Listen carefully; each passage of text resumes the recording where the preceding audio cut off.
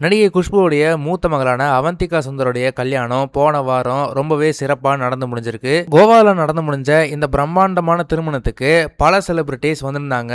அதுவும் பல்வேறு state celebrities எல்லாருமே வந்திருந்தாங்க.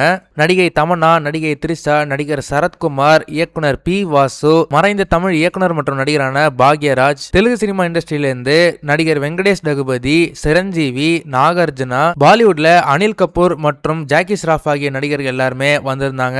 ஆனா எல்லாருமே எதிர்பார்த்தது முதலமைச்சர் விஜய் அவர்கள் இந்த கல்யாணத்துக்கு வருவாங்களா அப்படின்னு சொல்லிட்டு எதிர்பார்த்தாங்க.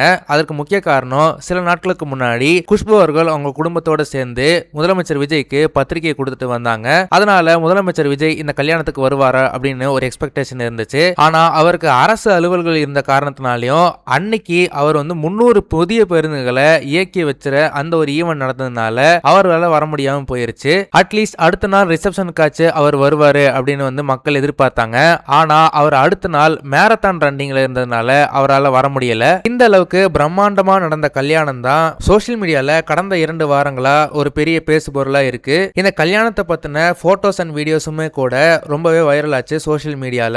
இதெல்லாம் விட இந்த கல்யாணத்துல ரொம்பவே ஹைலைட்டா பேசப்பட்ட விஷயம் என்னன்னா, இந்த கல்யாணத்துல பரிமாறப்பட்ட சாப்பாடு தான். அதற்கு காரணம், அந்த கல்யாணத்துக்கு வந்த அனைத்து கெஸ்ட்டுக்குமே அந்த சாப்பாடு பந்தியில கிட்டத்தட்ட 50 வகையான உணவுகள் பரிமாறப்பட்டதா சொல்லப்படுது. ஜெனரலா எந்த ஒரு கல்யாணமா இருந்தாலுமே 10 வகைகளான சாப்பாடுகளுக்கு மேல பெருசா சர்வ் பண்ண மாட்டாங்க.